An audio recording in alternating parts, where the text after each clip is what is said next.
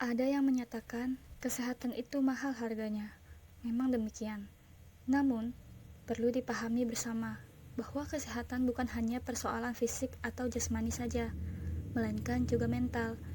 Situasi kesehatan mental di Indonesia masih memprihatinkan. Fasilitas dan tenaga layanan kesehatan mental mengalami defisit. Kesehatan mental yang baik adalah kondisi ketika batin kita berada dalam keadaan tentram dan tenang, sehingga memungkinkan kita untuk menikmati kehidupan sehari-hari dan menghargai orang lain di sekitar. Seseorang yang bermental sehat dapat menggunakan kemampuan atau potensi dirinya secara maksimal dalam menghadapi tantangan hidup, serta menjalin hubungan positif dengan orang lain. Sebaliknya, orang yang kesehatan mentalnya terganggu akan mengalami gangguan suasana hati, kemampuan berpikir, serta kendali emosi yang pada akhirnya bisa mengaruh pada perilaku buruk.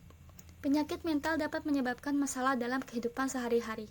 Tidak hanya dapat merusak interaksi atau hubungan dengan orang lain, namun juga dapat menurunkan prestasi di sekolah dan produktivitas kerja. Oleh sebab itu, sudah saatnya kita menjalankan pola hidup sehat.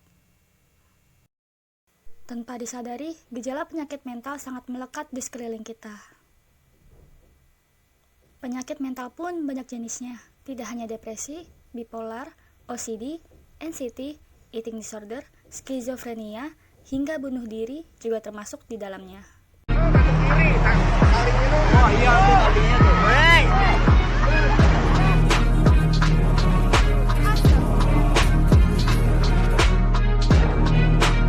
Dulu aku berada di sebuah mentally abusive relationship sampai pada akhirnya dia benar-benar cut off hubungan kita dengan kata-kata yang sangat nggak enak. Setelah dia memberikan kata-kata itu, aku rasanya pengen bunuh diri, dan aku bahkan udah sampai aku di atas hotel lantai 10 dan aku kayak udah ingin lompat tapi nggak jadi, karena aku untungnya waktu itu aku masih ingat keluarga aku, masih ingat teman-teman aku, masih ingat orang-orang yang aku sayang. Angka statistik dari WHO menunjukkan bahwa angka bunuh diri di Indonesia mencapai hampir 3 kali kasus per 100.000 populasi pada tahun 2015. Orang yang mentalnya kacau tidak dapat memperoleh ketenangan hidup. Jiwa merasa sering terganggu sehingga menimbulkan stres dan konflik jiwa. Hal ini menyebabkan timbulnya emosi negatif sehingga ia tidak mampu mencapai kedewasaan psikis, mudah putus asa, dan bahkan bunuh diri. Banyak faktor yang dapat menyebabkan seseorang mengalami stres. Sebagian diantaranya adalah masalah keuangan, hubungan sosial, atau tuntutan di dalam pekerjaan. Untuk mengatasi stres, kunci utamanya adalah mengidentifikasi akar permasalahan dan mencari solusinya. Kehidupan dengan pola berpacu, serta berlomba-lomba memperagakan kekuasaan dan kekayaan menyebabkan banyak rasa cemburu, iri hati, ketakutan, kecemasan, dan ketenangan batin pada jiwa yang menjadi persemaian subur bagi timbulnya berbagai penyakit mental. Hal yang paling mudah untuk menanggulangi penyakit mental adalah mencoba membagikan kepada orang terdekat. Jika masih ragu, bisa dengan cara konseling melalui digital. Bagi kalian yang mulai ngerasa depresi atau ngerasa stres atau ngerasa pengen bunuh diri, ingat bahwa kalian tuh bisa sembuh, dan jangan takut buat cerita. Beranilah untuk melawan mental illness itu sendiri, karena akar dari keinginan untuk bunuh diri itu adalah sebenarnya dari mental illness itu, dan itu yang bisa kita coba cari jalan keluarnya. Simpelnya banget sih, Proud Project itu movement untuk inspire millennials to break boundaries, break walls kita bilangnya. Dan kita mulainya sekarang di social media. Kita bikin media dulu di mana kita interview orang-orang, mau dari public figure, CEO, even orang-orang di jalanan. Kita interview dan kita taruh dua cerita paling bagus ke dalam Instagramnya kita.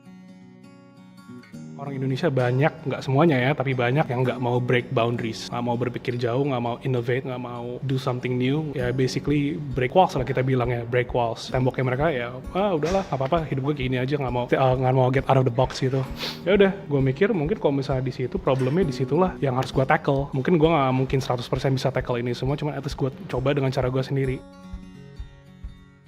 Gue percaya kalau misalnya mental health is actually curable. Mungkin nggak semuanya bisa di-cure, nggak bisa 100% cure, tapi actually bisa di-treat atau even bisa cure, bisa be cured juga lah pokoknya. Nah dari situ gue mikir kenapa kalau misalnya orang-orang selalu bikin mental health adalah hal yang tabu, orang-orang bakal susah untuk dapat akses yang benar. Bahkan government pun mungkin jadi nggak mau membantu as much gitu kan. Government maunya bantunya yang nggak tabu aja, just because it's taboo, jadi nggak mau disentuh karena it's not, it's dangerous, it's not the safe thing to do, right? Jadi di sini gue mikir, oke deh gue pengen coba tackle itu semua dengan cara ya gue pengen interview orang-orang yang menurut gue mereka punya mental health, tapi sebenarnya mereka juga manusia, dehumanize gitu loh. Itu yang gue mikir sih, dan that's what basically I'm doing for everyone untuk di Proud, untuk orang-orang yang gue interview di Proud itu.